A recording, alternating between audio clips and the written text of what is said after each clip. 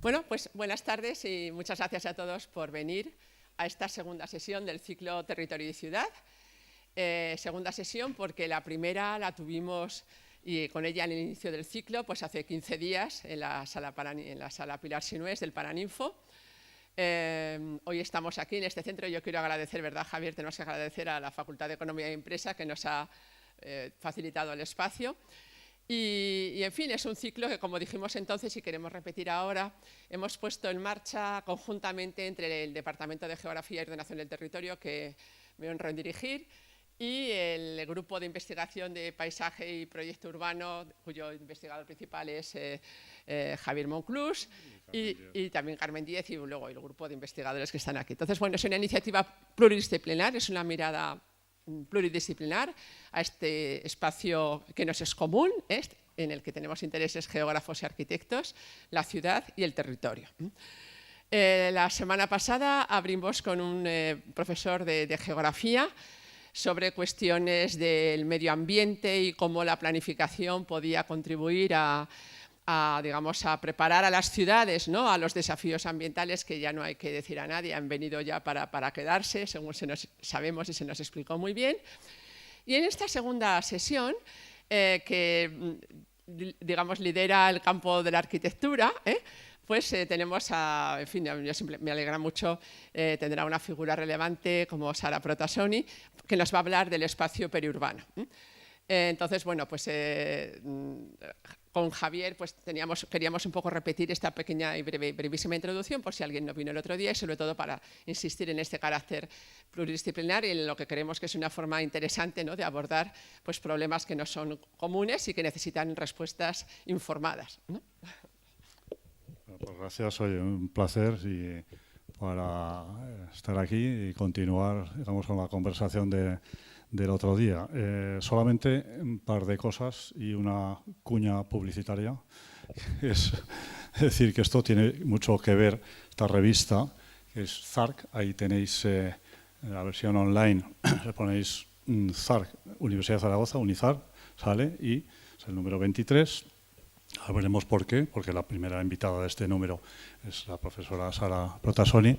Entonces, simplemente decir, como comentaba ahora Ana, es un poco siempre esta palabra clave, ¿no? Keyword, interdisciplinaridad, multidisciplinaridad, transversalidad, integración.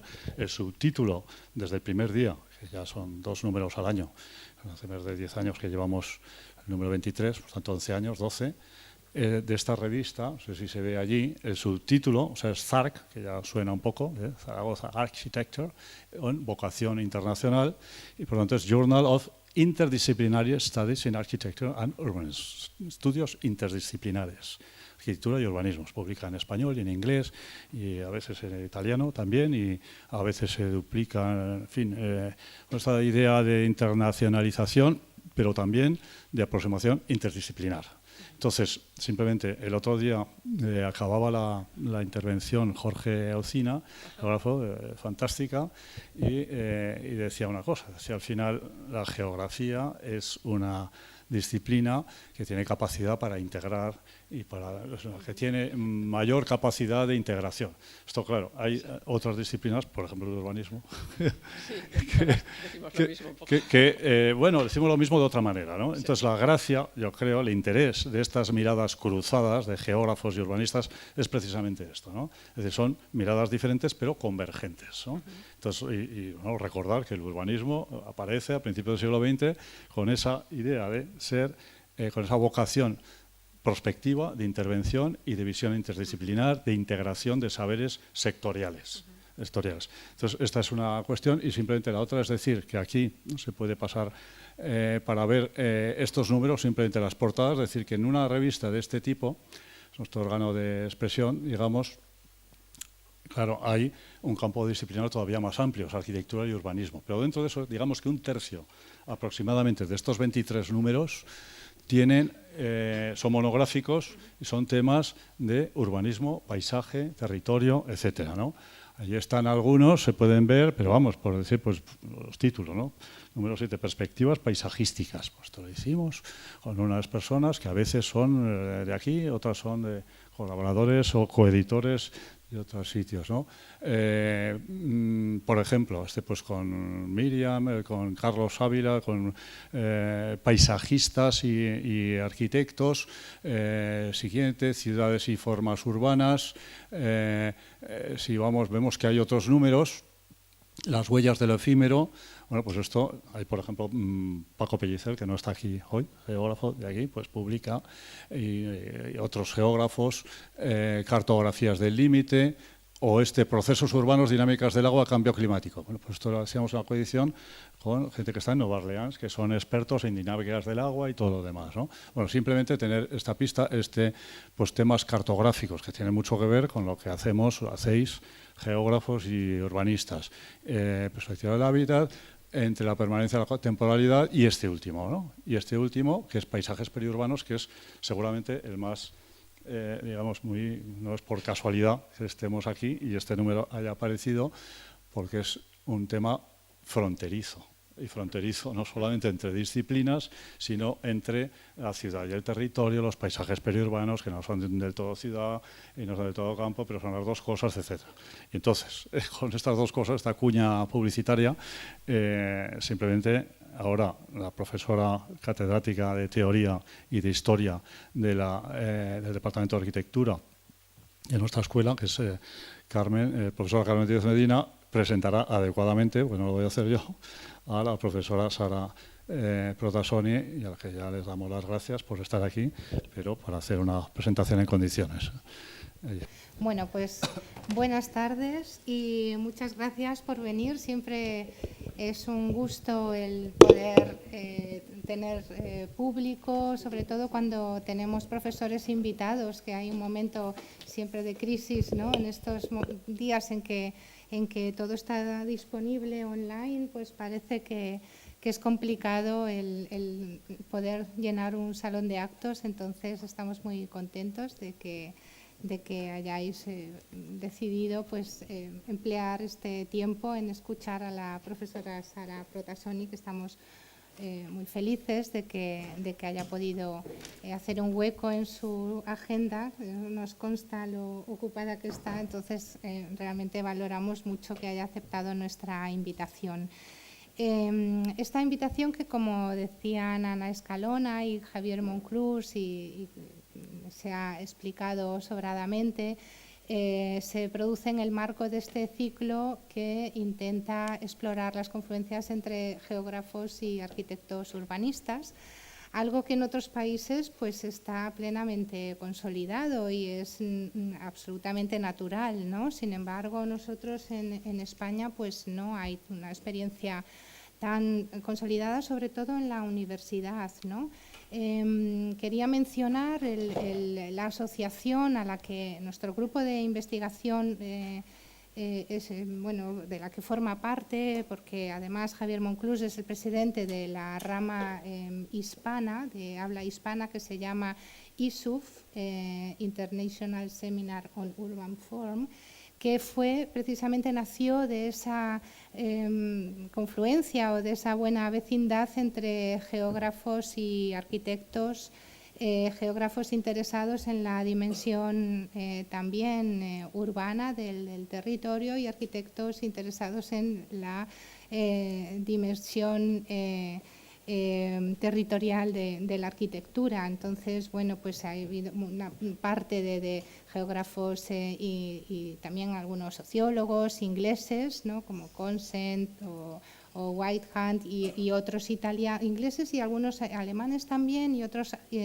italianos, o sea, confluyeron ahí y crearon pues esta asociación que después ha dado lugar a algunas ramas que se han especializado en historia, en la forma urbana y bueno, pues en distintos países, más que países, áreas lingüísticas, ¿no? Entonces está la rama española o de habla hispana, mejor dicho, entre ellas.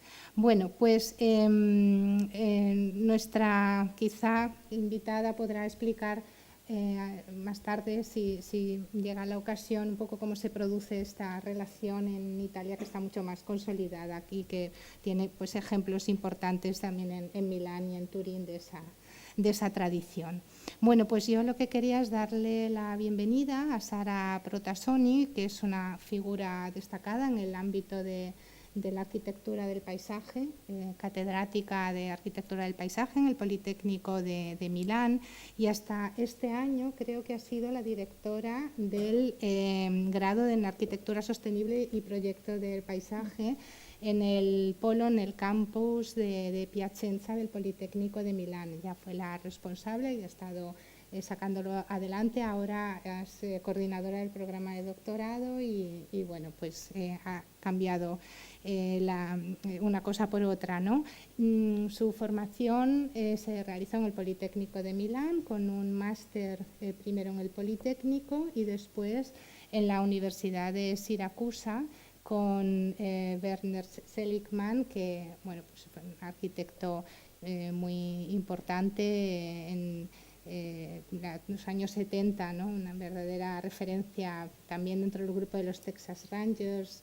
Y allí pasaste, creo que fue un año o 2 años con una beca. Un año y medio. Un año y medio, sí, exactamente. Y después de aquello que fue a finales de los años 80. Ah, sì, non succede niente. Queste cose succedono.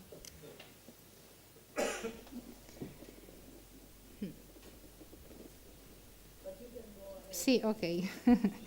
Y después de este máster en la Universidad de Siracusa, en Nueva York, pues Sara Protasoni volvió a Milán y allí realizó su doctorado en un tema que me parece que ya fue el punto de inflexión, porque ella hasta ese momento fundamentalmente había trabajado mucho en temas de cultura arquitectónica italiana, ligado a lo que bueno, pues había sido el racionalismo italiano, Movimento di Arquitectura, tiene algunos frente a lo que sería la PAO, la Asociación para Arquitectura Orgánica. Son asociaciones que fueron muy importantes en la cultura milanesa de la época, bueno, de entreguerras y sobre todo luego también en la posguerra. Y precisamente me había traído unos libros, sabe que a mí me gustan mucho estos temas de historia, sobre Figini Pollini y algunas intervenciones suyas aquí en Ivrea, en la Olivetti, ya pasando a interesarse por el paisaje, que fue una intervención muy estudiada desde el punto de vista de la arquitectura, pero menos desde las cuestiones paisajísticas. Y decía que creo que esta tesis de doctorado, que fue sobre infraestructuras invisibles, ¿no? Ya es un tema bastante interesante en el territorio también milanés. Seguramente fue como un punto de inflexión para que fuera desplazando esos intereses a una dimensión pues más urbana y paisajística.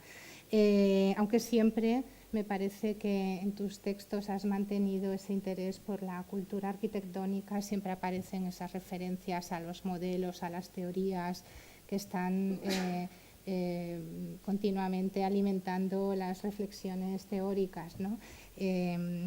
Nos interesaba mucho, Sara, bueno, por su interés en temas actuales hacia estos desafíos actuales del territorio, también por su capacidad investigadora, porque has tenido varios, bueno, claro, a la vuelta también al terminar el doctorado fuiste encadenando contratos de investigación. La verdad es que tiene una trayectoria académica impresionante, con un montón de proyectos de investigación, europeos, de fondos europeos, nacionales también. Y también nos interesaba mucho pues, la investigación aplicada, ¿no? Que has realizado pues, con consultoría para empresas públicas, para entes públicos y también para empresas privadas, de manera que esa aplicación de toda la investigación teórica en ámbitos, en contextos concretos, pues era una parte de su perfil que nos interesaba mucho, ¿no? Y luego pues tienes una actividad enorme, también incluso de organizar cursos de verano, encuentros, ¿no? Este curso de verano organizado en Piacenza, Landscape of Limits, ¿no? Con una F o con dos Fs, ¿no? Jugando con el significado, también los talleres Paisajes inestables, ¿no? Que hablan, bueno, pues de esa capacidad también de idear, de inventar situaciones y foros y modos de desarrollar la investigación y la aplicación de esos trabajos, ¿no? Y por digamos, enfoque multidisciplinar que ya fuiste desarrollando pues, enseguida, ¿no? A partir de la tesis y por esa reflexión crítica que está detrás, sumado pues, a la solidez de sus trabajos de investigación y a ese perfil que es, por un lado, docente, por otro lado, investigador, pero también profesional. Y para nosotros era muy importante, pensamos que sería una persona adecuada, perfectamente adecuada para escribir el artículo invitado que aparece en este número de ZARC que acaba de presentar Javier Monclús, ¿no? Entonces, en este artículo, bueno, pues no sé si ahora hablarás un poco de esta aproximación, pero a nosotros nos interesaba mucho cómo va analizando pues, la evolución del concepto, ¿no? De paisaje periurbano, desde conceptos más binarios, ¿no? Ciudad, no ciudad, o ciudad, naturaleza, para ir llegando a otros conceptos en los que predomina o el acento se pone en la dimensión ecotonal del paisaje periurbano, en el que el paisaje se entiende pues, como límite entre el espacio de interacción de distintas unidades, distintos espacios y medioambientes. Y bueno, nos interesaba mucho también cómo vas presentando pues, esos conceptos, ¿no? O imágenes de ciudades como la ciudad archipiélago teorizada por Ungers y por Colas, hasta la ciudad porosa de Secchi, de Milano, y cómo bueno, pues, plantean conceptos clave que van permitiendo precisamente el crear nuevos enfoques, que es creo que lo que te interesa, más que lo que digan en concreto estas teorías, sino cómo sirven de guía para ir introduciendo pues, nuevos enfoques y nuevos conceptos para entender el tiempo libre o el ocio, ¿no? y la idea pues, de aprendizaje también de la vivencia de los propios espacios, de las percepciones, etcétera. Y bueno, pues es un texto en el que se habla también de esa transformación de los espacios públicos como parques o como áreas agrícolas periurbanas en lugares donde coexisten pues, distintas especies también, prácticas sociales, etcétera, ¿no? Digamos que en el fondo se habla de cuánto la ecología está influyendo en el diseño urbano del paisaje y cuánto esto pues, requiere también un compromiso ético y un compromiso técnico hacia estas cuestiones ambientales, ¿no? Y bueno, pues también me interesaba mucho cómo discutes también el hecho de que el proyecto paisajístico se tiene que confrontar con las preexistencias físicas concretas y tiene que negociar también con múltiples actores y objetivos para poder imaginar nuevos modos de vida, ¿no? Bueno, pues todo este mundo que abre el texto de Sara pensamos que sería muy adecuado para que conformara la segunda intervención en este ciclo y por eso nos animamos a invitarla con la sorpresa de que aceptó nuestra invitación y estamos pues muy felices de que haya podido acompañarnos hoy. Muchas gracias, Sara, y dejamos la palabra, que lo importante, estamos todos aquí para escucharte. Gracias. thank you for inviting me, but mainly thank you for... It has to be read? Yeah. Mm. Record this, because we speak in the Technical. Yeah.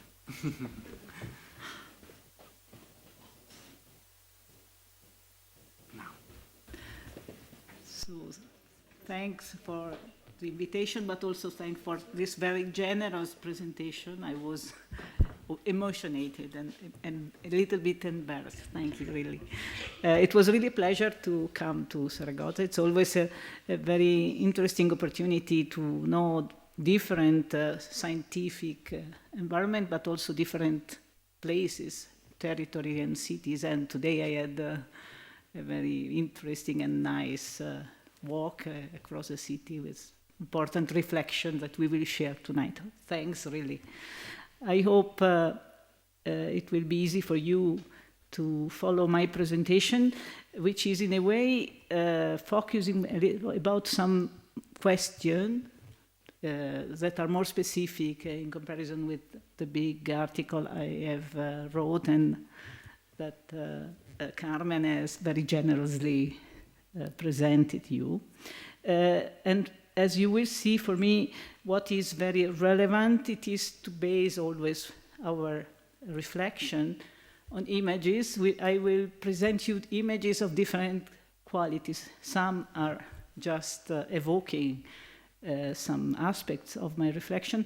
Some other are more evoking and calling here and sharing with you in which way the precedent, so the culture, architectural and landscape architecture, but also in general territorial architecture, has already in a way reflected and produced project models, ideas about questions that now we think are completely new, but we have always somehow to question the precedents in order to measure if what was already discussed and studied could still provide tools, or maybe not. And even if it is not, this is very useful for researching. Doing research, according to me, is to ask questions to the reality, but also being aware of the fact that as architects we are bringing tools, concepts that are relevant and that are our element of authority within not only the debate, but also within the processes of transformation. We are there as architects, and we have to be aware of our tools. So the key word of this presentation is, of course, peri-urban landscape. As was very precisely said at the beginning, it is somehow an entity that, of course, we share among different disciplines. On one side, of course, architecture, urban design, urban planning, but also landscape architecture and also geography. And at the end, I'm really happy that we will have the opportunity to confront in which way this interaction is developed here and also in my country, but I think probably you know it very well. So starting again from peri-urban landscape. The key word I would like to use for entering the question is definitely the word ecotone, that not for coincidence comes from the ecological research, which is somehow in the center of our disciplines since already many years, but in the last 20 years, I think, even in a more strict way, we know that ecological landscape urbanism are questioned on the research, on the working table of the most interesting experiences in Europe, but also in other countries, United States, and now, incredibly, also in China, for example, which is a country that I don't know so well, but representing an important place for this question. Ecotone, as we know in ecology, define something that is existing in between, but it's not a limit as a line. It's a more complex system of relationship, so it has a very thick dimension, and it's also not as stable. So the interesting aspect of using ecotonal category, it is that somehow we address also processes of transformation, dynamics, which means that we have to address something which is not stable. And this is definitely something that is characterizing the contemporary research about the urban fact. The image here is just recalling something where you see that it's all but not a line, what is dividing the forest and the water, two ecosystems divided by something that is somehow not definable in a very precise certain way, and it's open to different dynamics. About the city, this is very evident. I found this diagrams, which is a work by a young researcher. I don't know him, I just found it reading, studying, and I think this image is very intriguing. It's showing in which way we could address the definition of open space according to different view about the urban settlement. It is a diagram which was published in a book review of, the review was Henrik Batle about El Jardin the Garden of the Metropolis. And as you see, at the beginning, the space is somehow solid entity, and then open space in the middle and precise line. If you follow the sequence, it's precisely described, and you reach the last diagrams, it's very evident that what is changing is the scale of the observation. So the question of the relationship between city and territory is addressed in a multi-scalar approach, which is also calling in the field our relationship with geography, but also the entities that are here represented that are not any longer mineral paved urbanized surfaces, but somehow we see that within the definition what urban space is are entering entities where nature plays a very important role. The book has inside this funny representation where somehow it is addressed the relationship, the ideal relationship between city and nature, moving from a stadium at the beginning where the city was something existing within the forest. City and forest are two completely opposite elements. Right now, if we look at the most interesting reflection about what's going on in the city, a lot of the empty spaces which are enclosed within the urban realm are hosting new forms of nature. Sometimes even we will see nature which is developing in what was before anthropized areas. And this reverse condition is somehow the beginning of our reflection. But according to me, we have also to always to keep in mind that we are now addressing new idea about the relationship between city and non-city, but in our imaginations is still surviving what we could call the classic paradigm, which is something that brings us back to some images. The most relevant for the Italian culture, but I think it's right now known all over the world, is this fresco in Siena, where the good government is represented with a huge representation. I take here just one part. And you see that on one side you have the city, in between a wall, which is a line, so it's a very simple system. Outside the territory, which is the countryside, where a lot of activities are nourishing the city. This relationship, it is what is still working, if you ask normal people, in our idea about the relationship between city and countryside. The consequence, of course, it is that all what is nature, but even all what is agriculture, now we know that agriculture is a kind of very precise transformed nature, are kept outside from the city. And the wall is a device which is also organizing a very precise view from inside the city toward the land. From outside, it is also organizing a unique view on the urban phenomenon. Three ideas of nature are working behind. Of course, there is representation. The first, nature wilderness, which is probably not even existing any longer on the earth. The second nature is the nature transformed by agriculture, the cultivated landscape. The third nature is, in the classical definition, when nature is meeting art and produce spaces for leisure, the garden. Of course, these are ideas that we are still developing in our heads, but now we are moving a little bit beyond, and this is somehow what is behind the Renaissance idea. It's Giacomo Buontalenti, but I don't want to show it.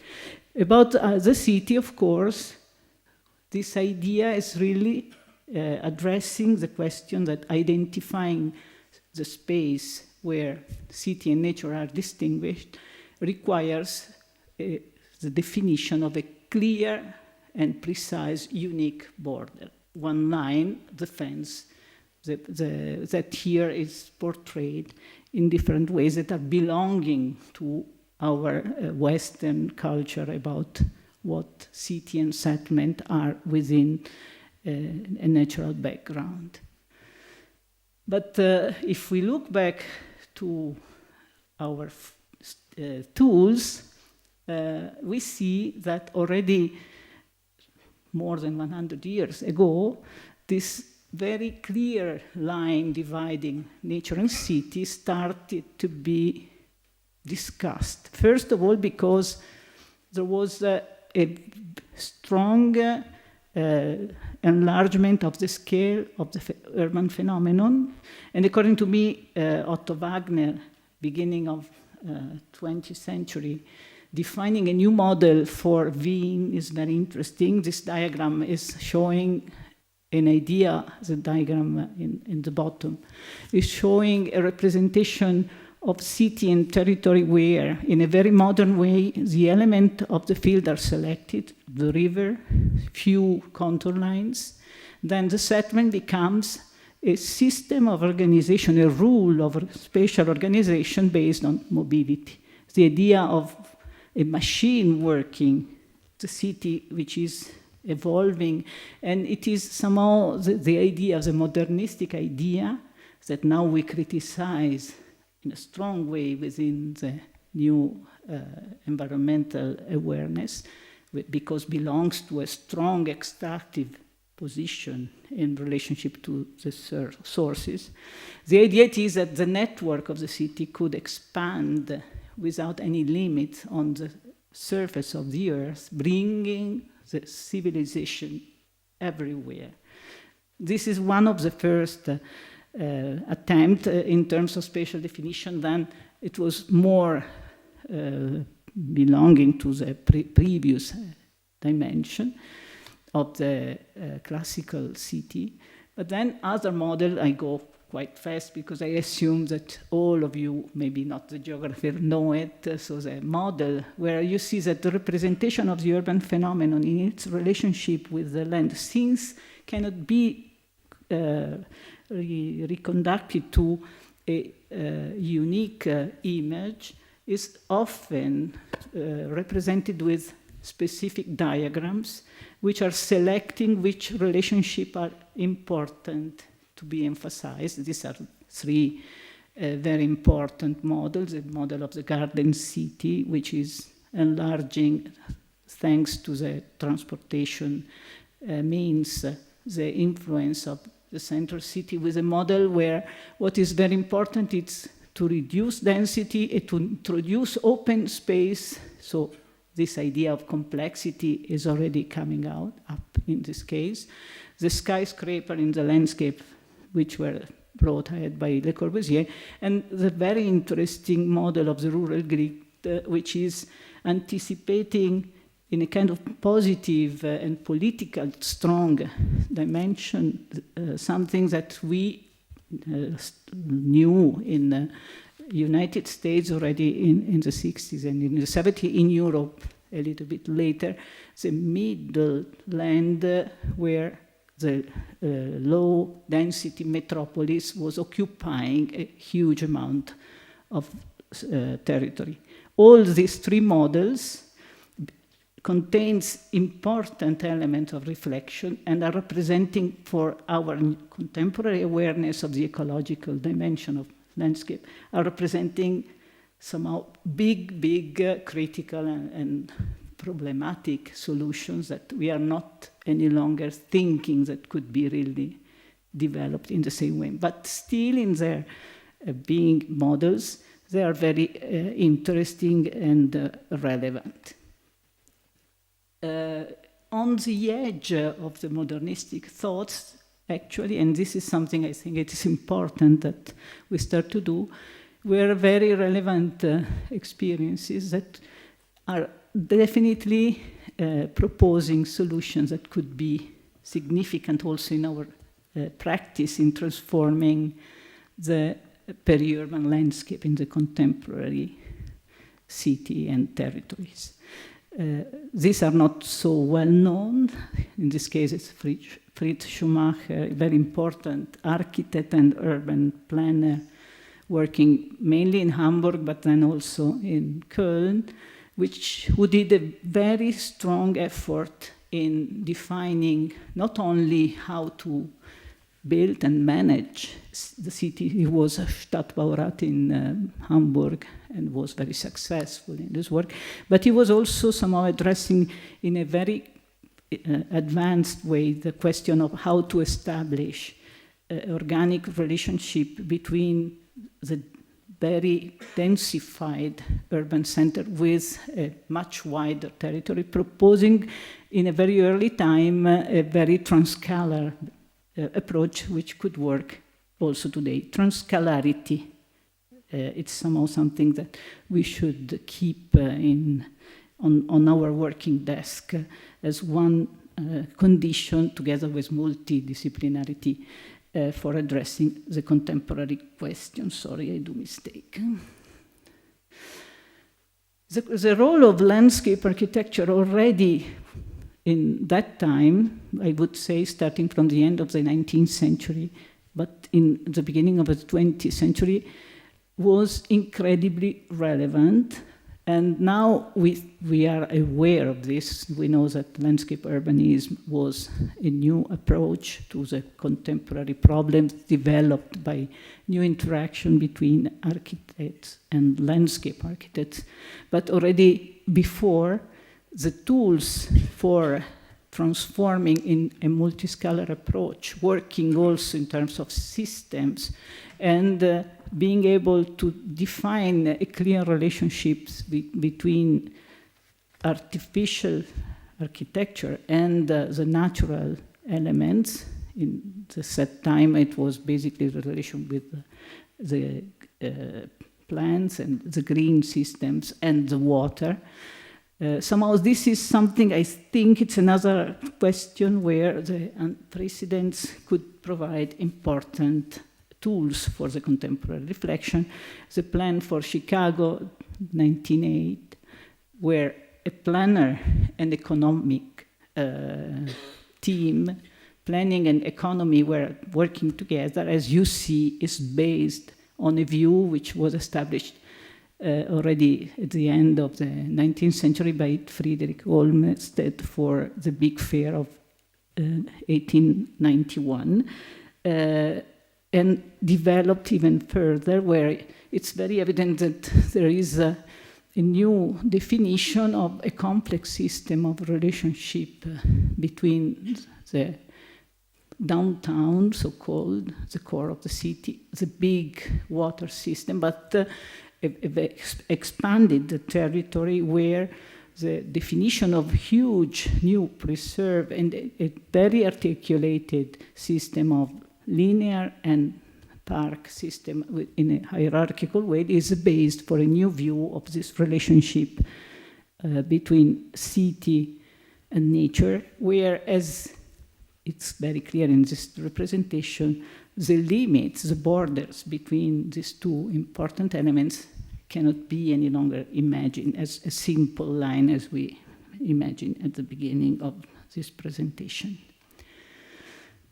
And then I would like to address when somehow the big ecological problem and the awareness about the risk of it somehow entered in a very strong way in the experience, everyday experience, and somehow suggested a new direction of reflection also on the urban phenomenon in a very theoretical dimension. In this, the Italian moment of the radical architecture, I think, could be in a very interesting way studied again. I just share with you some images. The first one is this incredible image which is represented a different relation between architecture and nature, ArchiZoom.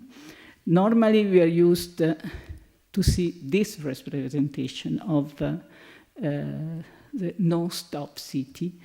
The other image, which is more rarely introduced, it's showing the spatial aspect of this completely utopic idea of imagining a city extending with no limits on the surface of the earth, like a huge infrastructure working mainly with horizontal planes and working mainly in a kind of underground dimension, where the space for living is somehow suspended in between a completely artificial environment with no quality, pure space, measured and geometrical, and outside a kind of wilderness, which is bringing up a lot of questions about the responsibility of our transformation of the environment in relationship to the sources. It's end of 60s.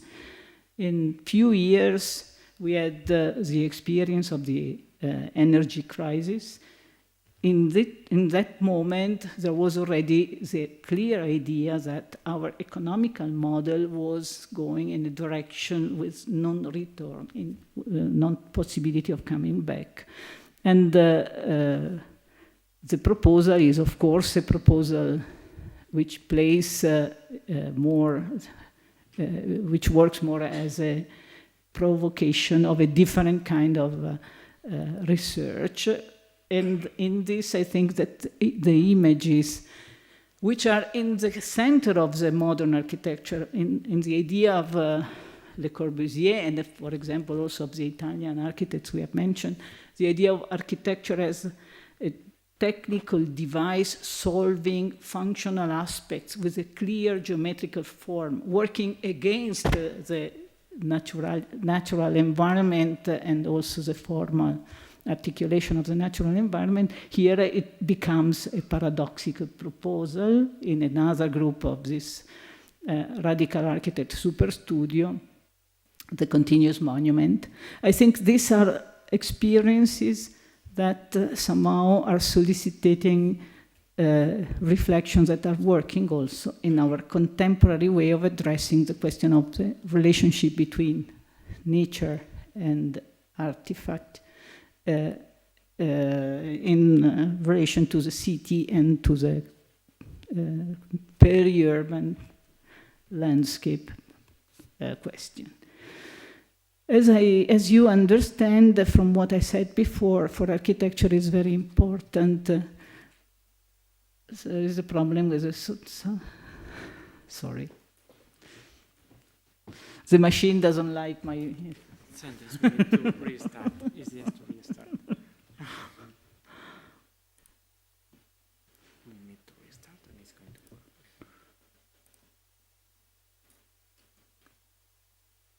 Try now. that the images that we use for representing this very complex relationship between nature and artifact, seen at different scales and seen with all the complexity of the element inside, we need to develop some images. And I think that if we look at the more interesting proposal of the last years, there are two basic images, as Carmen already mentioned from my article, which are somehow, the first one is the image of the archipelagos, which works in a strong way within the Italian reflection. In one of the last books he published, Stefano Boeri, Urbania, is mentioning the archipelago as an incredible possibility of defining a new connection between city and a planetary geography. Geographer, I think, should read this book for questioning a little bit the proposal.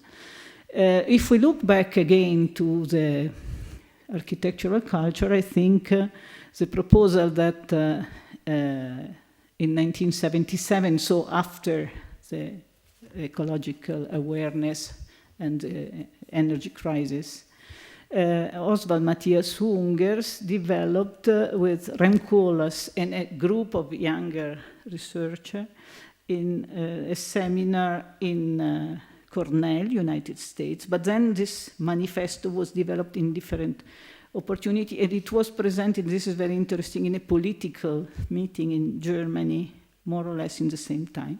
The idea was addressing the city of Berlin. Berlin, as you know, was a city dramatically destroyed by the Second World War, and in 1961 divided in two parts by a wall.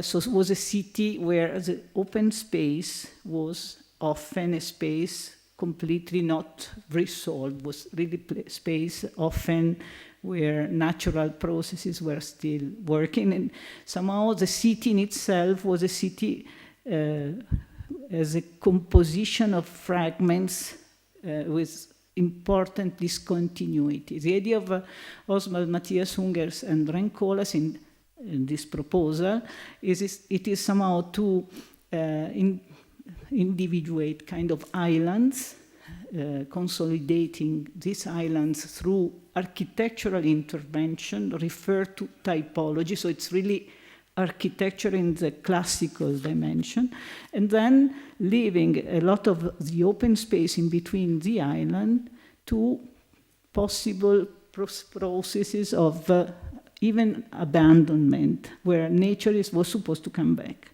So it's really a model of city which is moving back from the idea of Berlin before the Second World and proposing a completely new relationship between built and open part of the city, where the open space could play an incredible role. In the manifesto, they even write that the open space, of course, could have been used for leisure and even for safari, which is somehow a funny idea to reintroduce a different use.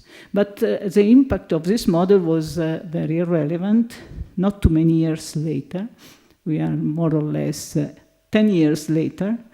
Rem Koolhaas, who participated with Unger, is still proposing something which is working in the same way in this master plan for Melun-Senart, where the idea was to introduce a more complex definition of the relationship between built part of the city and open spaces, addressing mainly the question of program, defining a kind of new plot for future development, where the responsibility of architecture was not only to define the solid part of the city, but also the open spaces with different level and gradients of naturality. The black parts are the original forest, but then there are other intermediate spaces devoted to different cultural, sport, infrastructural Here, what is very relevant, it is that the notion of archipelago is strictly connected with the idea of addressing the periurban space with a deconstructive basic approach, so individuating the different parts, but also reading in a layered system where the possible composition was developed according to different strategies, and where also the question of the use and the time are starting to play a very important function. The same elements, elementary elements coming out from an idea of deconstruction, and the idea of a very clear composition of these parts that is then offered to processes that are inhabiting them, and then that they become a new ecology, is somehow the same that we find, and we are some years later, in one of the probably more impacting proposal by the James Corner in transforming here, not just a periurban landscape, but also a periurban landscape where the question of the ecological emergency was very strong. Fresh kills, it is a huge system of islands which were used for a lot of time, almost 1 century as landfill. And somehow, you now can visit them, in the last 20 years, this site became really an important natural preserve. It was a competition. The entry proposed by James Corner field operation, as you see, it is a precise design of different parts, but then also the definition of the dynamic of ecological succession. Lifescape is one of the keywords, which are not only defined in terms of different phasings, seeding, infrastructure, programming, and adaptations, but also in terms of like a timeline describing the processes where, according to the different habitat, the ecological succession was able to transform the very critical condition of the site. In few years, I suggest you to study it very attentively, this proposal. In few years, as we see, we are moving from an approach where the definition of parts in terms of composition of forms, the definition of the relationship, which is in a kind of static and stabilized view, is now producing a completely different dynamic and is proposing a completely different strategy in addressing the design of a site. This proposal is now impacting a lot of the practices that are now combining together urban design, urban planning, landscape design, and ecology. Of course, to perform such an approach, you need not only to address the site at different scales, but also to have in your team competencies related to biology, which is not just ecology, but really in natural sciences that are really proposing a new methodology in building the multidisciplinary approach. The second image, the first one is the archipelago. The second image that, according to me, is right now working in a very strong way is the idea of reading city and nature relationship according to the image of the porous structure. Again, the starting point, it's nothing invented from school by Paola Vigano and Bernardo Secchi, and also by James Corner. Paola Vigano, in her book about porous city, is recalling in which way Benjamin was interpreting the incredible urban fabric of Neapel in its physical dimension as a space, but also in the processes of inhabiting and the presence of life, human life, mainly in the reading of Walter Benjamin. This is somehow the base, because the idea that is nourishing the porous city image is somehow the idea of a structure which is not a continuous and isotrope structure, physical structure, where a lot of different phenomenon can happen in terms of movements, energy production, biological processes. And if one starts to think, for example, in this case, the metropolitan area of Paris, so that you see that the scale is again just a geographical scale.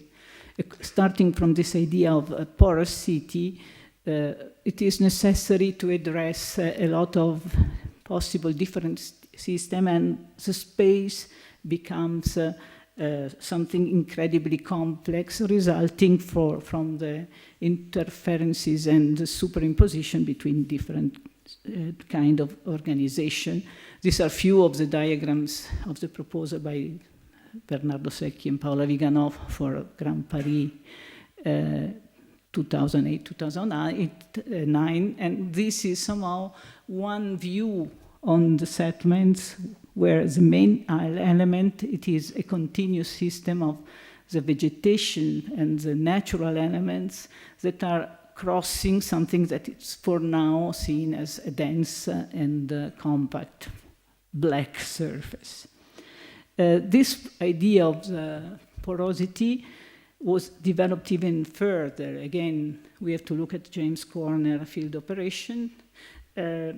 Somehow here we are in South Bay. It's a problem of a system of settlement along the seashore with a lot of problems in terms of water management because of flooding events and because of the social aspects and social impact of the flood events, so that in some of these areas the accessibility to fresh water and in general the quality of life was incredibly reduced. And so it was a very strong example between about the inequalities in the spatial accessibility, and the idea of James Corner was to propose a strategy where addressing the question of resiliency, so that the urban structure should be defined in order to prevent the effect of the floods provoked by the climate change, was combined together with a strategy revising completely the way settlement were organized on this part of the land. Sponge became the image of the porous city in this case, which means sponge is including again in something that originally was more a stable structure referred to stone and so rigid infrastructure. Now this idea becomes a structure with a lot of reduced or large open areas transformed by dynamics which are impacting the space and also the way this relationship between water and earth is addressing the site. The representation are, as you see, very relevant because it is a master plan where, together with the traditional definition of the urban fabric and the built structure, very important roles are played by all this ecotonal system in between salty water and lagoons and areas of different kind of use in the interaction with the infrastructure and also the main settled system. Somehow this idea is supporting a completely new approach where hydraulic engineering, landscape architecture, infrastructural engineering, and also biology and ecology are collaborating for defining a solution which is not defining a static proposal, but something that requires a continuous management and a programming activity from the public authorities. I don't know the way the project in itself was developed. It shows, as was mentioned also by Carmen at the beginning, that this new direction is including a stronger engagement, ethical engagement, and in some cases even political engagement of the activity of designing the land through different scales in front of the consequences, in relation to front the consequences of the climate change. But I think for researching, it's very important to see how this huge system of mapping and planning at the large scale is not renouncing to define specific characters and views, so that the city is a city where the relationship between settlement and nature is addressed in a different way. In all what I was presented, it's clear that landscape, environment, and ecology are becoming key words addressing the reflection between architecture and territory and land, and are somehow bringing up completely new question. In the last part of the communication I'm going to finish, I would like to somehow to address this aspect. First of all, with the awareness of the gravity of our contemporary situation. I don't need to say it, which is very clear, and it's our continuous background to take responsibility in front of the risks that we are dealing with is one of the main role of anyone who is working as designer in relationship to the different sites at different scales. We are within the processes, as was mentioned before, with a specific role, either because we define the new frames and new knowledges of the phenomenon, but also because we take the responsibility of our design, and we are aware of the fact that the designer is one of the actors, and negotiation, as was said before, is now one of the big responsibilities. We sit around the table of the design, each specific technician is bringing a specific goal, and it's very difficult to define the proposals, because we are sometimes forced to take very exclusive technical decision, renouncing to the other aspects. The good architecture is somehow able to sit at the table, trying to keep overall what we call holistic, I don't like too much this word, an overall integrated view overarching the different questions. Negotiation is exactly this dimension. About this, of course, there are right now a very important literature, which is on one side showing how the approach is changing and how the tools are also changing. These are, of course, the reference text is for someone who is dealing more with sitting in the process with the role of landscape designer. I would like now to follow 3 keywords and sharing with you just to understand a little bit in a more precise and practical way what we are addressing. Of course, there are keywords that have sometimes a name, because there are researchers who propose them, and also they are belonging to a specific moment, but they are working in the last 25 years, and are coming back, sometimes vanishing and then returning, and it's very important. Terrain vague was introduced by Ignasi de Solà-Morales in a moment when the big question of the European city was what to do with the huge areas of the former industrial moment of the European city, abandoned and somehow neglected by the city. So huge areas within the city were not any longer productive, and they were outside any possible positive connections with communities, with natural processes.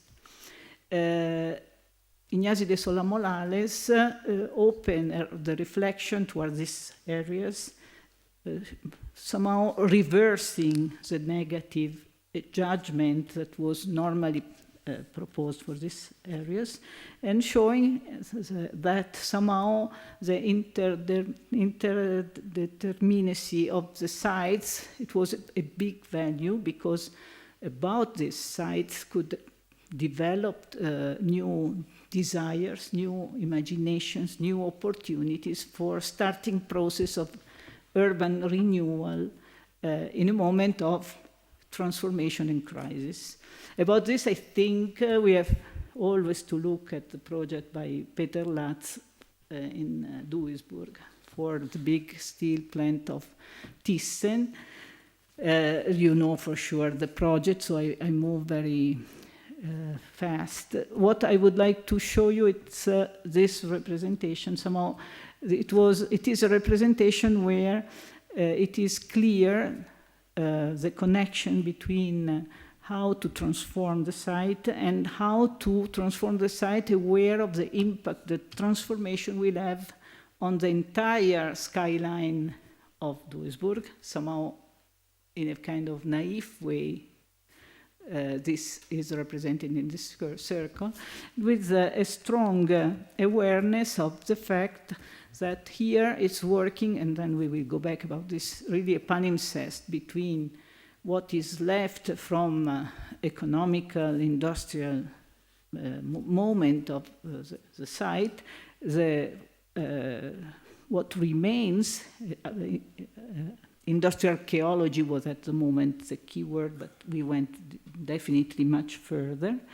And on the other side, there is a possibility of imagining a completely new organization of what is left from the former production, introducing new ecological vegetational system. At that moment, the ecology was not yet so part of the, we are, as you see, in the 90s of the last century, was not yet so specifically developed as a tool for transforming, but somehow the proposal, as you know, was really representing the new possibility of introducing, also referring to the art experience, a shift in the definition of value and meaning and significance of these places, where the industrial ruins played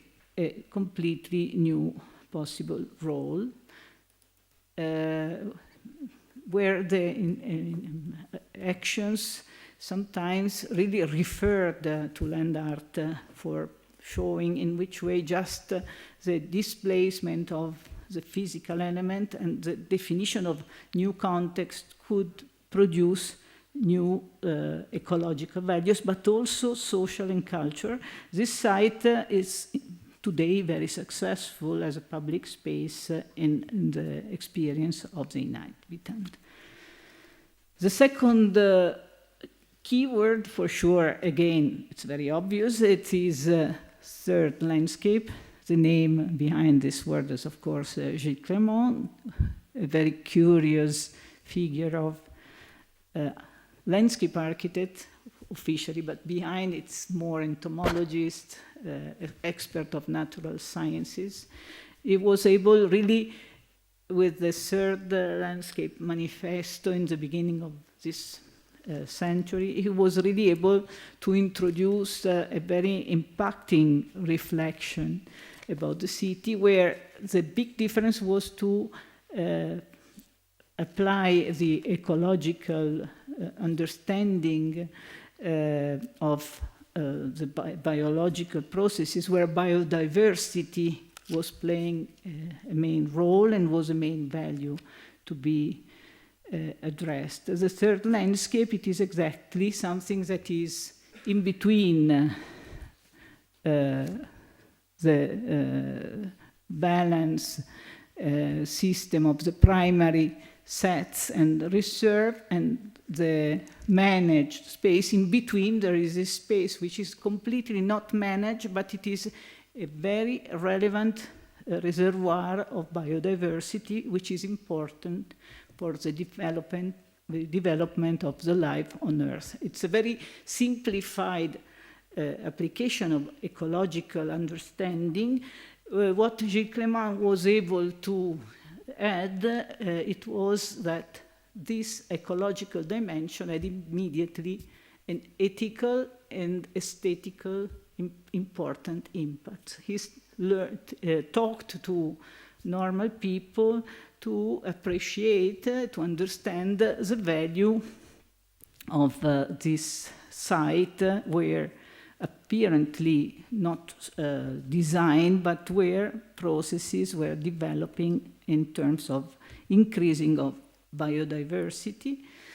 The first example, of course, was Parc André Citroën. These are images a little bit more recent from what was done at the beginning. So what happened there? So we are in a very urban park, but these corners are developing in a completely different way. And in a way, the third landscape was teaching how the wilderness and not completely controlled natural processes could play ecological and aesthetical value, providing a new kind of space for leisure, transforming also the idea of parks and so on. Of course, the research portrayed by Gilles Clément was addressing also the question of the role of this new element within the urban context. And probably this proposal for Parc Henri Matisse, which is again already realized, again played a very important role, showing how the urban wilderness could have not only ecological value, but also a very important aesthetical value. And somehow it was introducing some proposals that sometimes are even probably exaggerating and addressing the question of wilderness within the city. This is a proposal in Germany which is showing this idea of spying the natural processes and to build really the fence division, where the preserved becomes a sanctuarium. It's even the title of this installation that I find a little bit strange.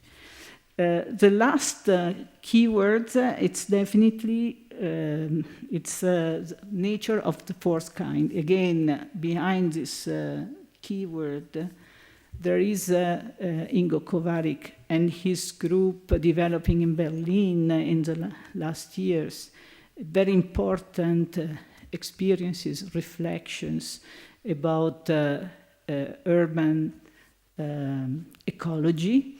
Of course, Berlin was a perfect site because of its condition, where within the urban fabric, we still have, since long time, a lot of natural areas. The definition of this nature of the fourth kind is very close to the definition that we have about the third landscape by Gilles Cremont, but much more precise and strong is the role that ecological succession could play in this area which are abandoned and neglected, which is something very relevant once we address the question, of course, of peri-urban landscape, because often the complexity and discontinuity in the urbanization is preserving areas, hosting important processes of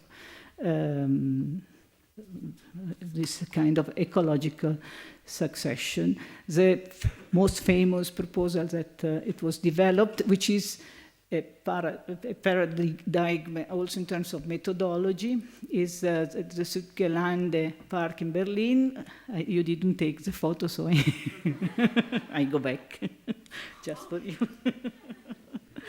It's very important because somehow in the approach of Ingo Kovarik and his team, this is a site which was formerly a train yard, abandoned. It was completely invaded by processes of renaturalization with pioneer and often invasive species. They did a very precise mapping of all these processes, and somehow were working in a way very similar with the High Line in New York, with the local community trying to stop the transformation in housing settlement of this site. This is the mapping of all the different community species and the definition of the dynamics which were inhabiting the community. The final result is somehow something where the site, as you see, it is a huge site where vegetation grew close to Schrebergarten that belonged to the traditional German way of offering to the urban inhabitants the possibility of growing and vegetable, and this is a completely different kind of landscape, of course, next to the one of the Südgelände. And in the Kovarik approach, somehow the palimpsest of the presence of the former train tracks, the vegetation spontaneously grown, is maintained in this incredible uncertain dialogue. Of course, a very precise strategy was also followed in terms of avoiding the remediation that were destroying, normally they are destroying the nature present in the specific site. And this is producing spaces, for example, in this case, the walkway elevated from the ground that is still probably contaminated because of the previous train yard use, is reacting to the presence of the species grown spontaneously, nothing so precious. Little fragments of the previous use are kept in order to evoke the layered and the palimpsest of the former use with a new possible use. And again, also in this case, the social impact and the involvement of the inhabitants in preserving this process, teaching them how to establish new form of coexistence between human beings and vegetation, but also non-human entities, is producing a very intense system of events, and it's a very successful new collective system of space. The last keywords, it's somehow related to the question of coexistence. Probably after COVID, we understood that the spaces where we inhabit, once we lose the total control, are hosting a lot of life forms, plants and animals, that somehow are not always completely clearly understood in our experience of the open space. And this was even stronger phenomenon happening in the periurban spaces. Of course, about this new dimension, we have a rich and wide system of project we could evoke.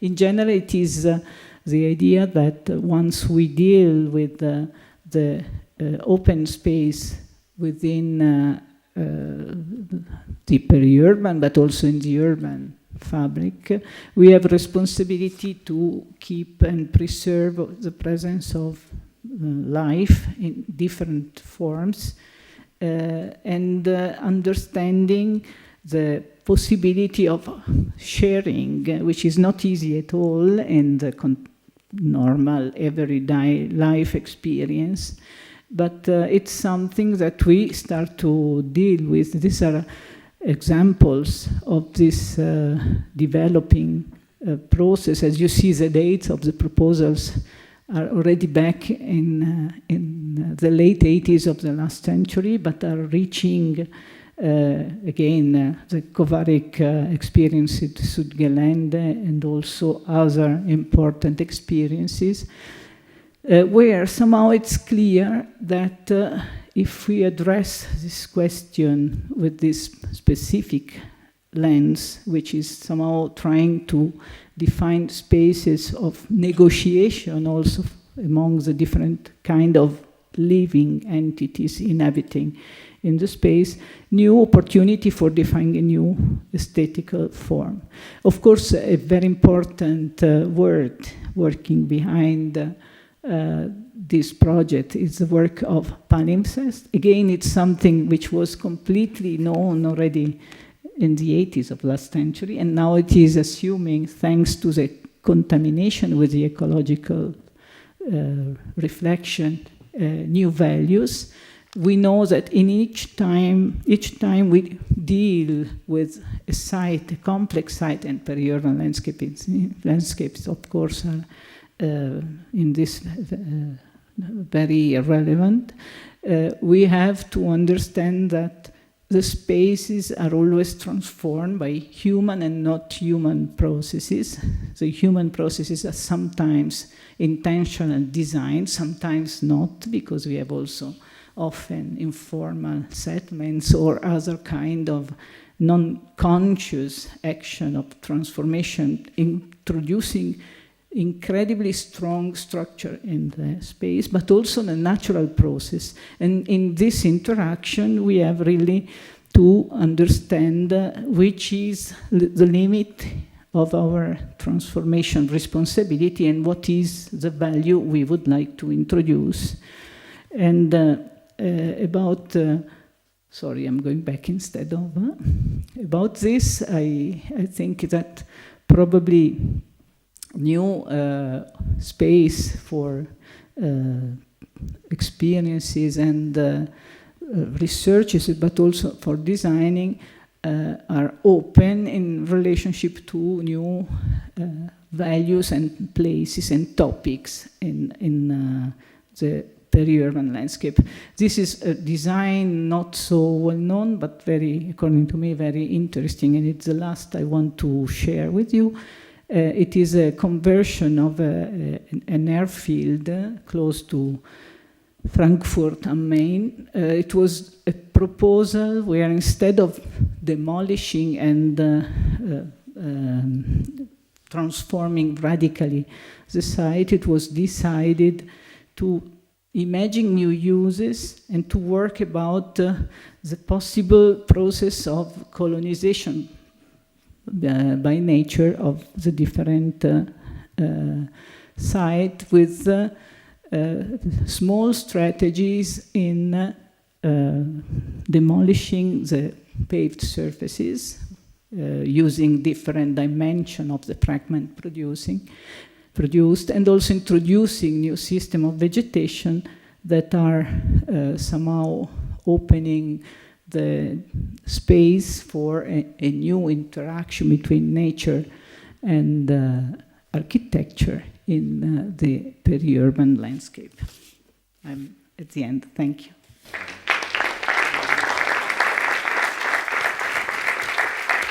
Alla fine, at the end, I didn't translate.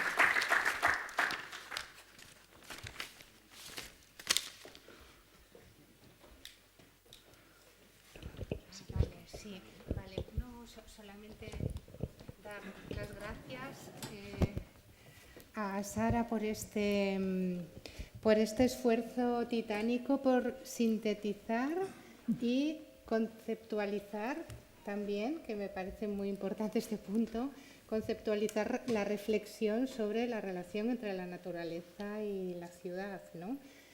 También como herramienta de proyecto enfocado a intervenciones próximas o futuras con referencias, ¿no? Nosotros siempre hablamos de proyectar con referencias, proyectar con ideas, proyectar con conceptos, para que esos proyectos también sean sólidos y fundamentados.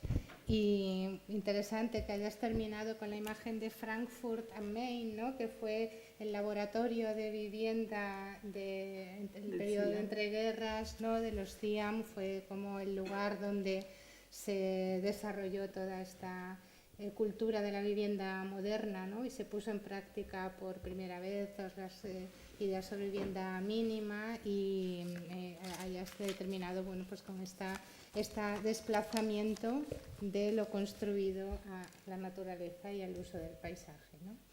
Bueno, pues no sé si seguramente habrá preguntas, comentarios.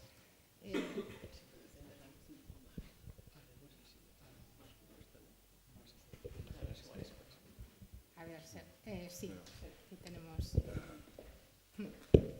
Sì, grazie mille, tantissimo professoressa. Mi è piaciuto tanto la sua presentazione, mi è piaciuta. Io ho una domanda. Le fotografie sono state bellissime, molto colorati, verdi. Lei ha parlato soprattutto come introdurre, no, la natura sullo spazio dove la città è disparuta, si può dire così, ma cosa ci raccomanda per fare in un territorio dove la siccità è molto grande come Zaragoza?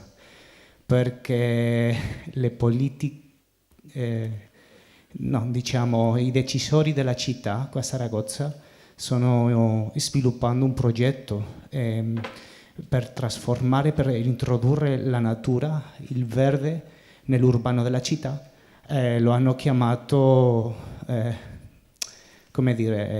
reforestazione, ma io non penso che sia molto adeguato perché noi non abbiamo dell'acqua sufficiente per introdurre questo tipo di natura con tanti alberi eccetera in Zaragoza. Allora, come fare per combinare in uno spazio proprio secco come questo questi tipi di intervenzioni? Cosa farei lei? Grazie. È un tema molto delicato, quello così la chiamavano verdolatria, che ha un impatto molto forte, per esempio, nei paesi dove le risorse economiche sono moltissime, penso Doha piuttosto che i paesi dell'Africa settentrionale. Su questo ci sono delle ricerche molto importanti che hanno messo in evidenza appunto la non sostenibilità del portare ovunque il verde come principio. Garrett Doherty è forse quello che andrebbe letto con maggiore attenzione. Zaragoza chiaramente rappresenta un caso che non è così estremo perché non siamo nel deserto, ma e secondo me è molto importante che venga compresa in termini specifici, vengano compresi quali sono gli habitat che qui possono essere insediati, e in questo gli esempi sono numerosi. Per esempio Gilles, che è un esperto botanico, ha sperimentato dei giardini che sono dei giardini aridi con specie che sono in grado di sopravvivere anche in presenza di poca acqua, ma soprattutto è importante che l'immagine complessiva sia un'immagine di una natura che viene reinsediata, ma che dal punto di vista dei suoi processi e delle successioni che vengono insediate sia sostenibile. In questo le scienze forestali, se vengono coinvolte nel modo adeguato, possono dare delle soluzioni importanti in cui le specie devono essere scelte e bisogna anche accettare il fatto che il suolo non sia il suolo verde con il prato. Quindi da quel punto di vista il progetto del suolo tra parti minerali, parti in cui ci sono specie che sopravvivono anche in condizioni di siccità, è sicuramente risolvibile se si coinvolge un team di progettazione in cui il paesaggista guida le immagini e poi ci sono esperti di scienze forestali ed esperti botanici che selezionano le specie più adatte. La forestazione è in questo momento, secondo me, una pratica che ha una valenza politica molto forte e che spesso diventa davvero greenwashing. A Milano questo è fatto in maniera estensiva, non so se anche da noi abbiamo un'entità che si chiama Foresta Milano, che sta piantando alberi ovunque. La misura è il numero di alberi che vengono piantati, spesso sono troppo giovani, spesso sono piantati in luoghi sbagliati e muoiono dopo pochissimo tempo, però dal punto di vista dell'amministrazione, ogni volta che piantano qualche migliaio di poveri esseri, loro hanno raggiunto un risultato. E questa è una cosa che si sta diffondendo in moltissimi luoghi, che ha non solo un problema di sostenibilità e di non capacità di gestire l'ecologia di una nuova foresta, ma secondo me in molti casi forse il rapporto tra la città e la foresta non può essere così brutale. Cioè, se il principio dell'ecotono vale sempre, vale anche perché bisogna poi progettare gli intervalli di transizione tra la città densa e la foresta. Non può essere che io prendo un'area, pianto gli alberi e ho finito. È un progetto che va preso come progetto complesso. Quindi bisogna, secondo me, sollecitare l'amministrazione a una strategia che però poi diventi il controllo qualitativo dei processi e dei progetti nello spazio, che chiama in causa un sacco di competenze. Cioè, non so, difficile, eh? Di sicuro. Aquí creo que aquí también alguna pregunta.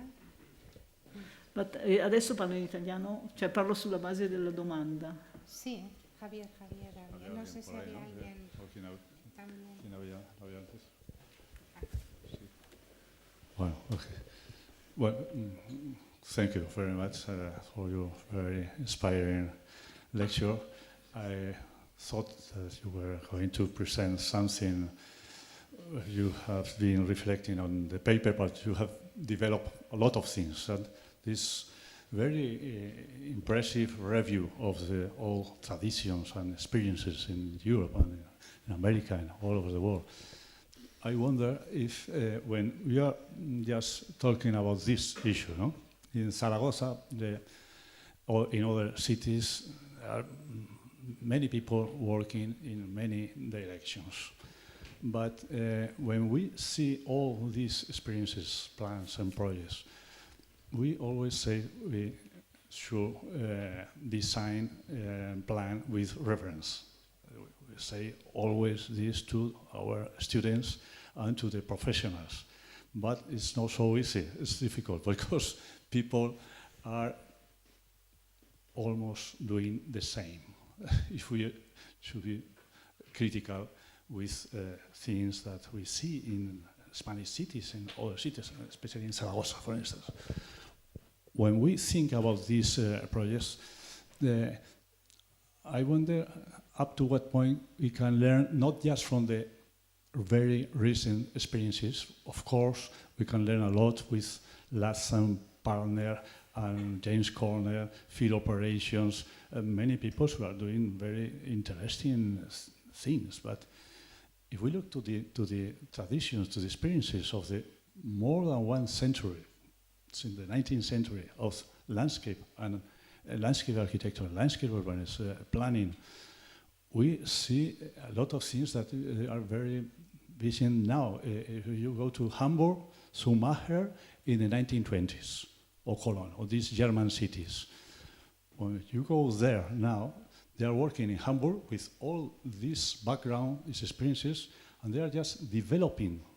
If you see the Copenhagen finger plans, the finger plan, 1940s, you see the plans now are short of developing and refining and improving these experiences. So that means that there is a tradition, and the question is, I think the key word when we were starting this cycle, we always say either from the geography or from the urban planning landscape point of view and different disciplines, we are always looking, the challenge is always integration, right? So we always see the sectoral interventions in infrastructures, in planning, with zoning, with how about this way of learning from not just specific projects, but learning from all these traditions that sometimes have been successful in integrating things. Hamburg example, Copenhagen, or other in different cities. That's the question. How can we learn not just, of course, from the very good projects, there are very many people working all over the world, but on this tradition and cultures, and recover some things and rejecting others? It's a very difficult question. As I said, I think in our contemporary experience as designer, but also as citizen, we understand that the processes of transformation of the city are now incredibly complex. So if we look at the model of Fritz Schumacher in Hamburg, he was engaged as Stadtbaurat. He had an incredibly strong fight because he wanted to control everything. He was one person controlling everything, and he could somehow develop a strategy which was addressing housing, open spaces, hydraulic infrastructure, parks, the relationship within the wider land. And somehow he established a system that, according to me, is still working today. And today Hamburg is one of the big metropolises developing in a very interesting way. Today the Schumacher model is almost impossible. And that's why it's correct to understand that in the processes we have to negotiate, which means to fight in order to bring ahead the objectives, the goals, according to the specific role that we play in the process, which means that in some cases in the process there are specific techniques and goals that are incredibly specific. If we accept in managing hydraulic risk, we accept that engineering is leading the process. At the end, the result, it's often something that is completely not acceptable from communities, from people, because they do really, we have seen it in Como, on the lake of Como, which is the beautiful city. At one point they raised walls to protect from floods. Then the people did really strong fights, and they had to destroy it and do something different. So in these big processes, we have to be present and to negotiate, because we are bringing the overall view, so that the interdisciplinary work, which is a value for us, is really hard to play, because for the public administration, often the technical single answer is more relevant than the overall view. And at this moment, architecture is really in big difficulties in having acknowledged the role not just of producing beautiful images, because they invite us normally just to put the flowers at the end of the process. The big question is to remind that in the past there are a lot of examples where it is necessary that the overall view, that is the work that normally the good architect should play in the city, should find also today in a new, completely different organization of the work, where expertises are different. They should find again a possible definition. And in this, there is a loss of culture from public administration, which is very evident in a lot of interventions that are not working any longer. About the question of defining public space, open space, we have always to recall the fact that each good project developed in one time, it's then affecting the developing of the city for centuries. I was if you look at the role of Plečnik, for example, you go now there and you still see that the very good organization of the system of the open space in relation with the river, the plant design, which is very well defined, it's still somehow brought ahead, and it's still nourishing something more careful. But the big question is that specialization is now often the result, so that greenwashing and often also fake participation strategies are substituting the fact that designing is incredibly difficult, and somehow the choices of design should be negotiated with being aware of the complexity of the project. So I don't know if it is an answer. It's then a political question. Yeah, it's definitely a political question. In Milan, of course, for example, we have a moment of incredibly strong development of new images of the city that are really defined for the financial market more than for the inhabitants. The real Milanese people are thrown out from the city. And the role of landscape is then in this game sometimes a little bit critical.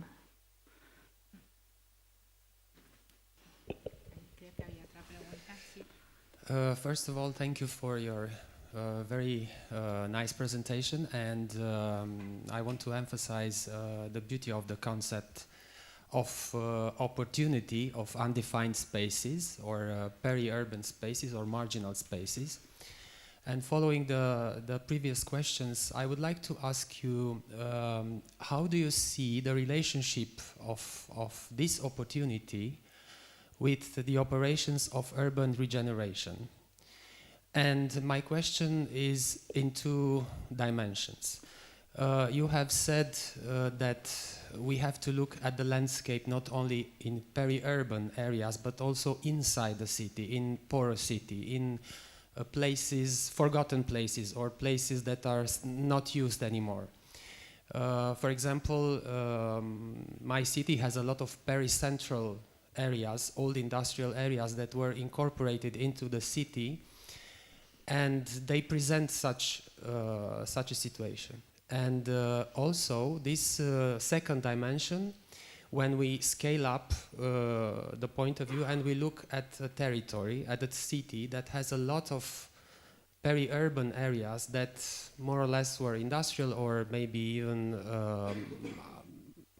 other functions in the past, but they still present this quality of undefined places where nature starts to recover or conquest the built environment or half-built environment.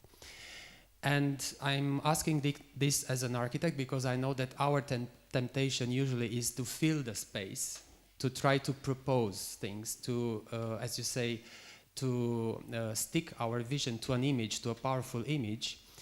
But for me, this sounds more like an attitude of reserve and very careful intervention, allowing the space to recover a value at a small scale or at a bigger scale. So this is the question: how do you see your concept, these values of this ecotonal value in regards with urban regeneration nowadays? Thank you. Of course, when I was doing my PhD, urban regeneration was really, as you said, we need to imagine a new possible use of these abandoned sites, imagining that they could be inhabited, so the community could go back in using this element. And somehow, normally, the idea was to work producing. First move was tabula rasa and then starting something new. According to me, in the contemporary reflection, what happened, and we have to say that the names I mentioned, Ignasi de Sola Morales, Gicamon, Ingo Kovarik, somehow are first of all suggesting to change the viewpoint so that we don't look any longer at these places as negative parts of the city, but more as places where something could happen.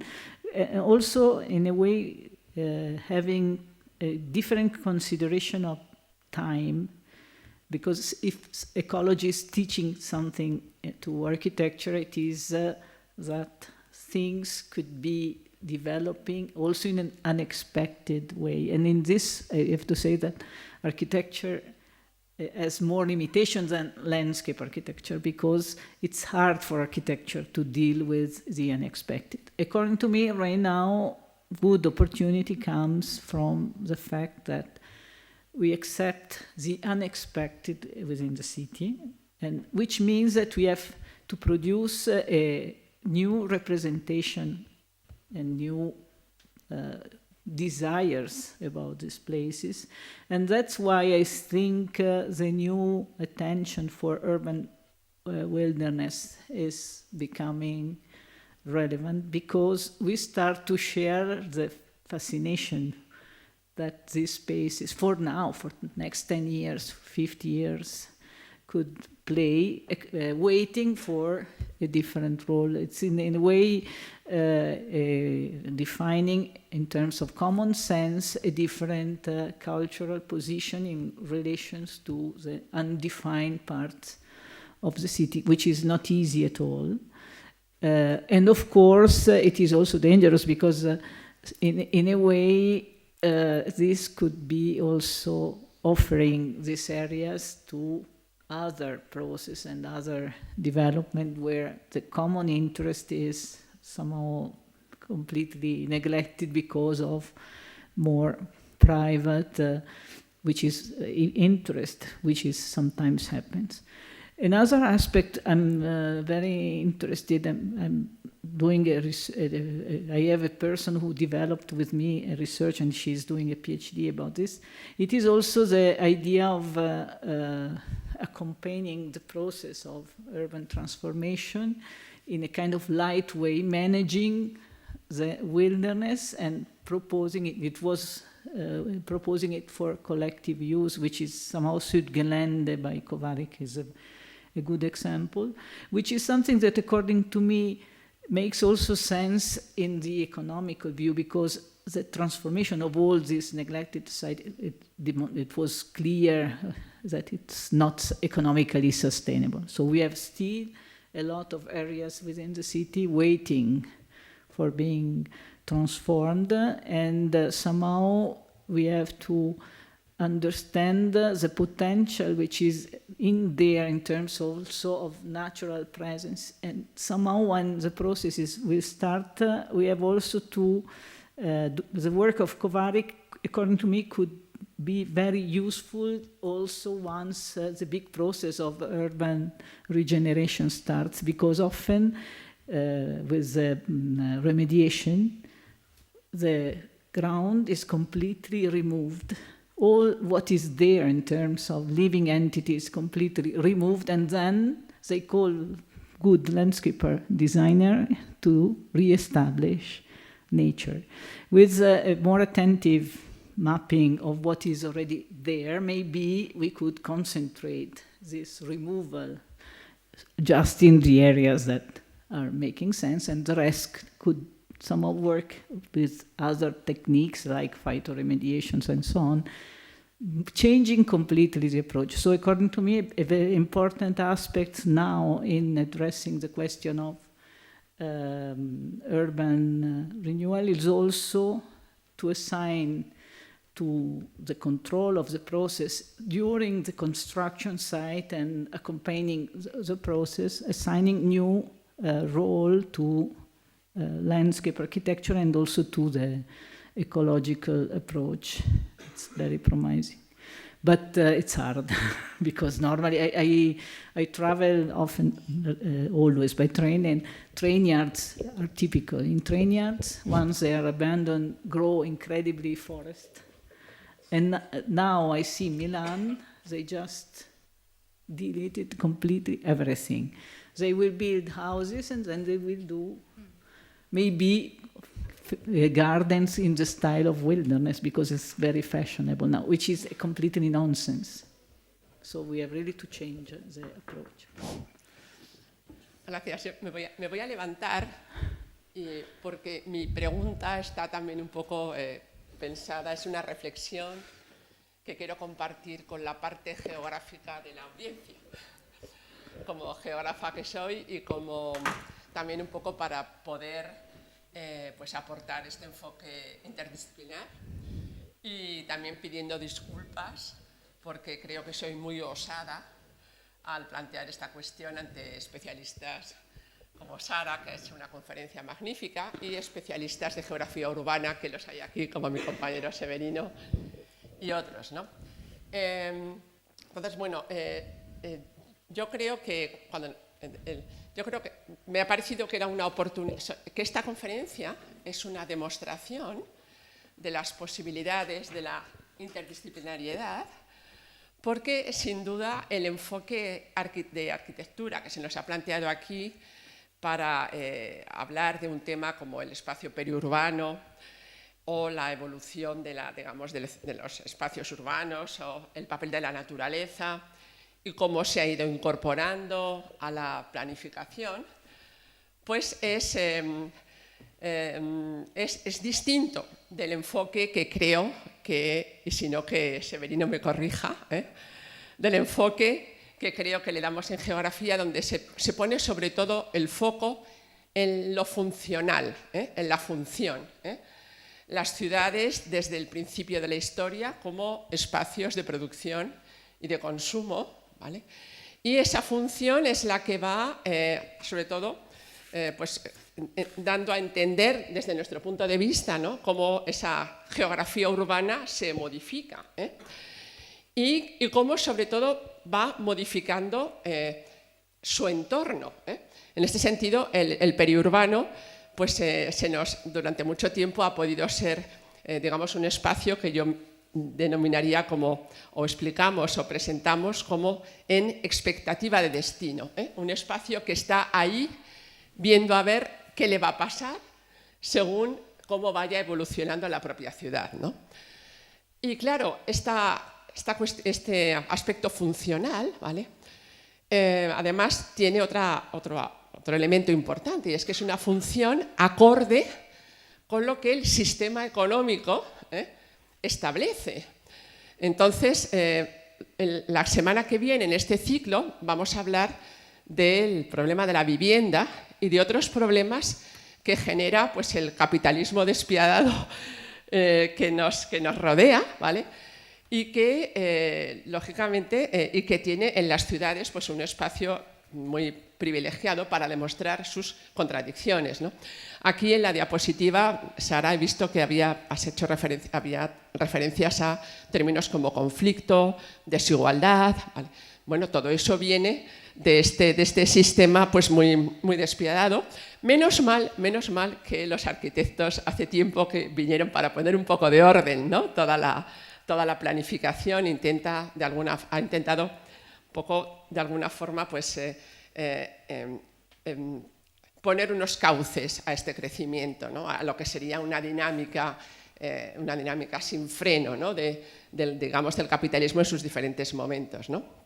Y en ese sentido, pues, me ha parecido también muy bonito ver cómo la arquitectura, pues, ha encontrado en la naturaleza un recurso, ¿no?, para utilizar en este poner orden, ¿no? Poner orden aplicando, pues, todos estos fantásticos conceptos que estos pensadores, pues, han ido poniendo sobre la mesa, ¿no?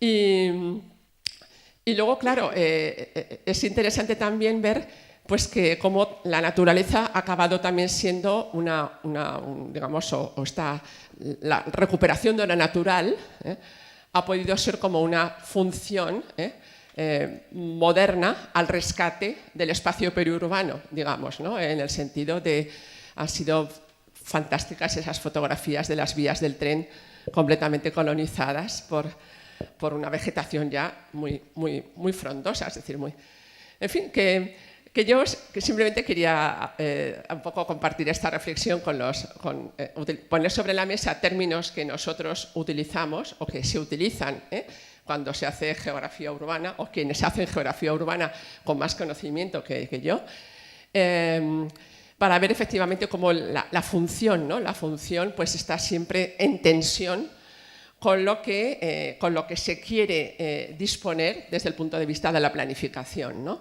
Y todo eso en un contexto naturalmente del tiempo y de los modos, digamos, pues, económicos que en ese momento hay, ¿no?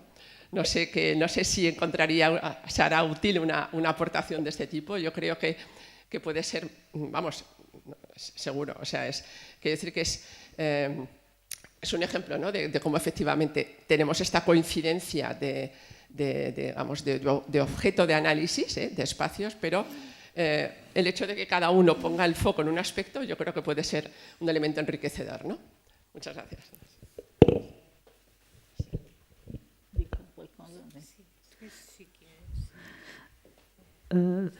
Parlo in italiano e in inglese. Sì, elijo io in italiano. Solo per lei.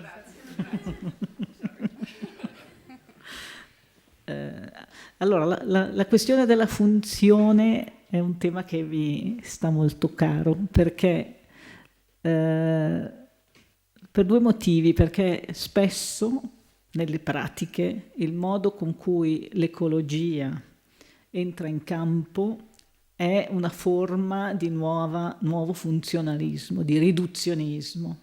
Cioè c'è un approccio al progetto urbano che mette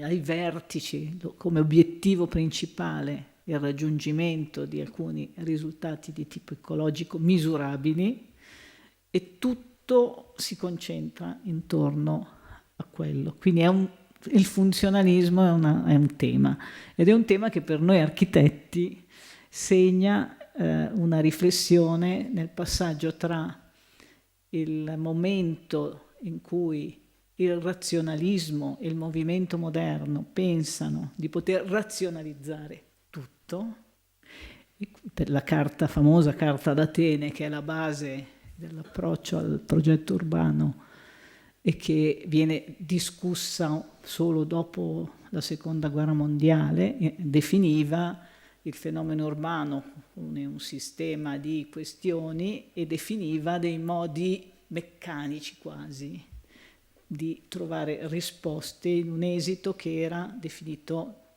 come forma urbana data una volta per tutte.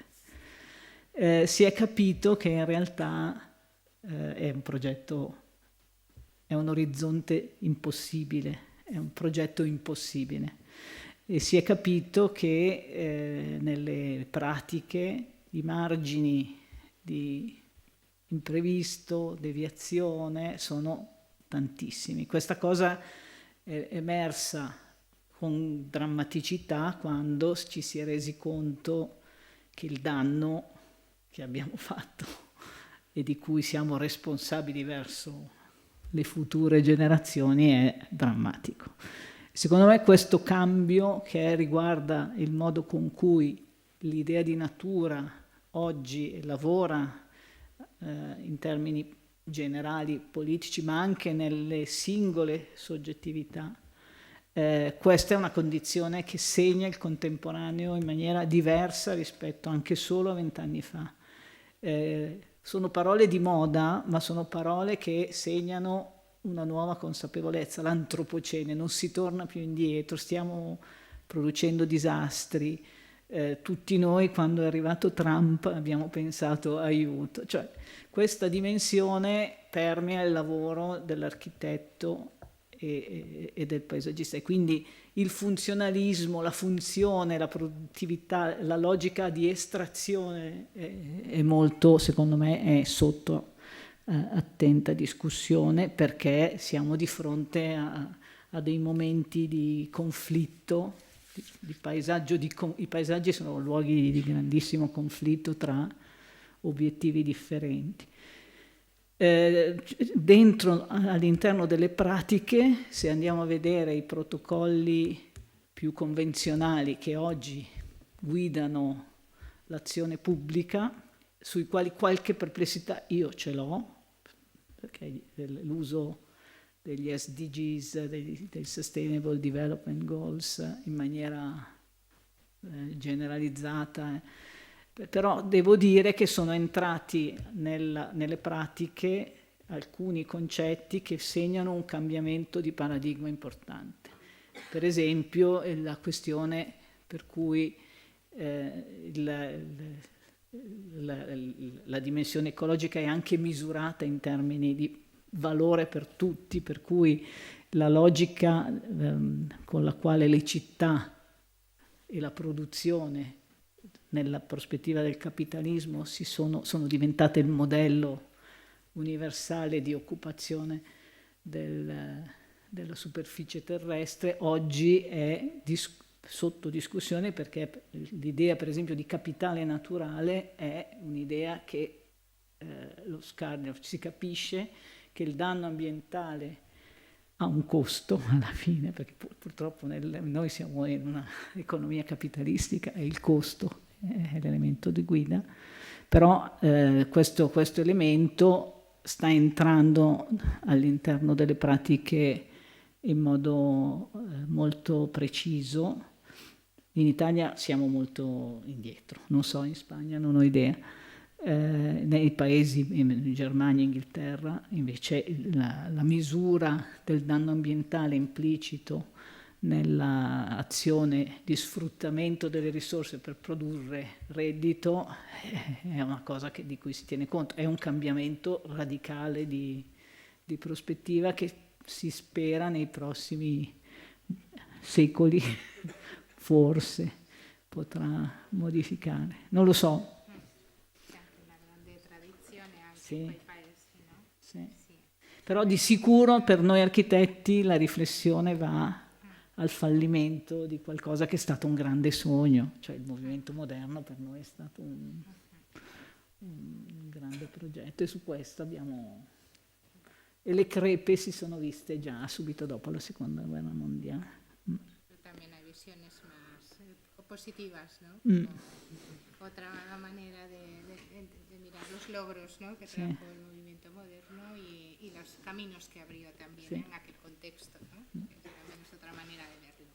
Bueno, si no hay ninguna pregunta más, yo creo que esta segunda parte de la conferencia ha sido también muy interesante gracias a las preguntas que se han planteado y a las cuestiones que han dado lugar a ulteriores reflexiones, y quería terminar dando las gracias a todos por la asistencia y muy especialmente a los estudiantes, porque al final son ellos el alma de la universidad, la razón de que todos nosotros estemos aquí, y sabemos lo difícil que es salir de las obligaciones diarias, de los tiempos tan apretados, en especial nuestros estudiantes que han tenido que cambiar de campus. Entonces, bueno, a todos muchísimas gracias, porque sin público pues estas cosas no tienen ningún sentido, y sin público de estudiantes pues todavía menos. Así que muchísimas gracias, y por supuesto gracias a Sara, que ha sido un verdadero honor y un placer tenerte aquí hoy. Muchas gracias.